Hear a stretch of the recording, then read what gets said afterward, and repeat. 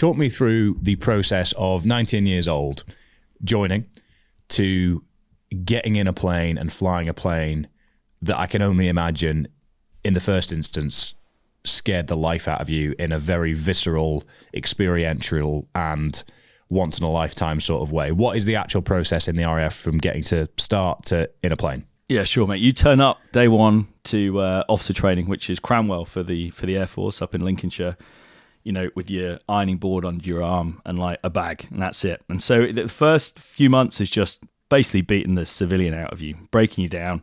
There'll be army guys listening to here saying you don't know you were born. It's probably a bit softer in the Air Force, but that's fine. I'm cool with that. But they kind of smash the civvy out of you, as they call it, and then build you back up into a leader. So after the first 6 months, you graduate as an officer, and you're a commissioned officer into, at the time, Her Majesty's Royal Air Force, now King's. And you come out of that, and you go into professional training, but you are in a position to be able to lead the men and women that, when you go off and take your frontline role, that's what you'll be expected to do. Now, for a pilot, you all go into a group. So you go and fly a small aircraft to begin with. It's only like, on the weekend, just kind of the airplane you've just talked about, a small, light, single propeller airplane that you see flying around the countryside on the weekend. And now they're a little bit punchier than that, as in you can do some aerobatics in it, basic formation, getting back to the airfield if the engine fails, all the kind of basic stuff that a pilot should be able to do. But they do that over about 4 to 6 months. And from those, you're kind of graded. Now, the experience of that is I can't believe I'm here. Should I be here? So we're going to, the emotion there is, just expecting someone to tap you on the shoulder and say, hey, mate, sorry, wrong course. You weren't even supposed to get through the front door. So there's that rides with you the whole time. There's a constant fear of failure because it's a competitive system. Every flight is graded. And it's graded for about 4.5 years. And we'll go into the process when you get into more advanced aircraft. But every flight is graded. So every day you go to work, they're watching you, and they're looking at clearly your leadership, your teamwork, your loyalty, your communication, all the standard attributes that they want from a pilot. But then obviously clearly they're prioritizing your skill in the air and your ability to learn. And so every pilot who joins will fly this airplane. I'm talking about the little light aircraft. And from that, you're graded over the whole Royal Air Force at that time. And the top, whatever the number might be that particular year, the top that have passed that line in the sand will go on to continue their flying training as fighter pilots. Others will go on to continue their flying training as helicopter pilots, and others will go to like transport aircraft, as you've seen, probably dropping humanitarian aid, paratroopers, and all that, and all the stuff in between. So, by the way, that's not to say it's graded that the best guys only go fighters. Some years there might not be enough slots. Right. It just how the cookie crumbles some years. But you have to be competitive and put yourself in a position to be at the top of the course, to be eligible to go on to fighter training. So I'll speak to that for the rest of this pod, if you don't mind, because I didn't fly helicopters or multi-engine, so it wouldn't be fair to me to explain that. Then it just starts getting all a bit real. You go up to another base. Once you've passed that, you start putting on like the kit that you see fighter pilots wear, the helmets, the oxygen masks, the dart visors, the G suits. You start flying on ejection seats, which is all a bit real. You're taxiing out to the runway. I was 21, and you're reaching down, taking a pin out of your seat, and now you're sat on an explosive seat that you pull that handle, it's going to fire you through the roof of the airplane. You could come down in a parachute. So it's all gets a bit real, and you start thinking, holy shit, you start growing up quick. And that's especially what you do, start growing up quick. But you still got that imposter syndrome, and you still got that competitive edge. Every day, just put it into perspective, after 4.5 years, you could go in, you could have a bad weekend at home.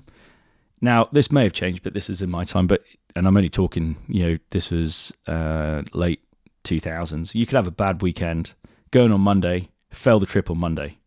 They give you another chance on Tuesday to fly the trip. You fail the trip on Tuesday. You don't make the standard. Wednesday, they're probably going to sit down with you, have a meeting, say, hey, look, what's up? Can we help?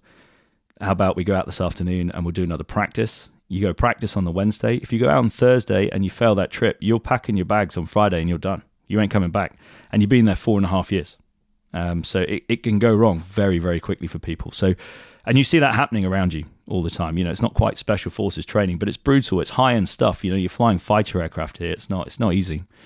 And so that kind of develops into, evenings where you're in each other's room and on the base going through safety checks. Like, right, you get an engine failure here, how are you going to deal with that? This stuff just starts coming off your tongue because you start getting this real feeling of responsibility. You're now the captain of these airplanes. You're 21, 22 years old. These aircraft fly about 500-600 miles an hour. We're flying them about 70 meters off the floor.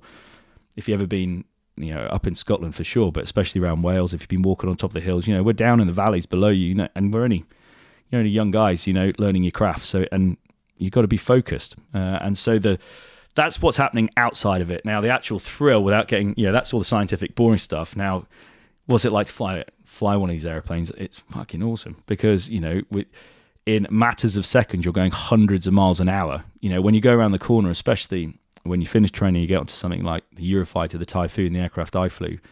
That thing in seconds goes from 0 to 9G. Your head weighs 9 stone in about a second and a half. Your blood is getting drained out your head. You're fighting to strain your muscles so that you don't black out. It's you weigh 9 times the force of gravity, and you're trying to move your neck because you're in a dogfight, and the guy's doing about another 500 miles pointing at you, trying to shoot you down. So it's insane, is what it really is. And when you first get exposed to that, it's just overwhelming, and it just takes a while really to sit back, relax, process it, compartmentalize it, and that's how you kind of got through the system. What is the training process for adapting to and then, I guess, tolerating and performing under G-force? Mate, you're well trained.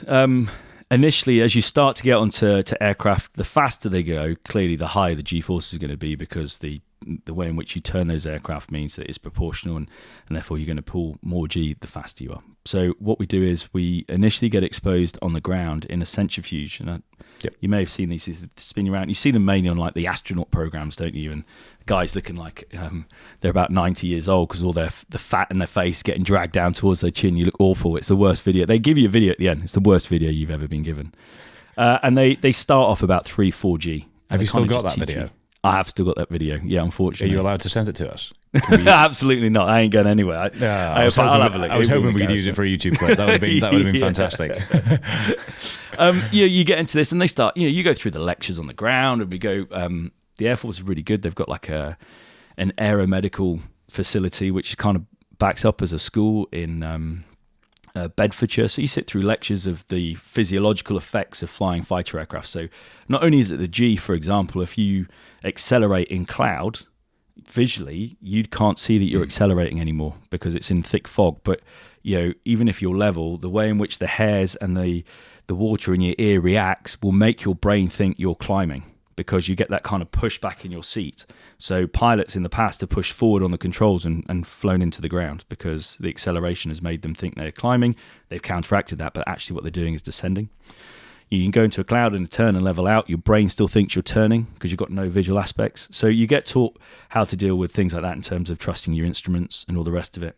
And then again, what G's going to do to you. And so they teach you maneuvers. So we kind of tense especially your lower body, because positive G, your blood's getting drained from your head essentially, and from your eyes. So you lose your vision first, and then eventually you lose consciousness.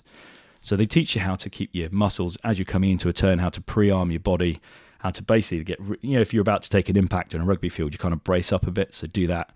Short, sharp breaths to keep blood pressure high.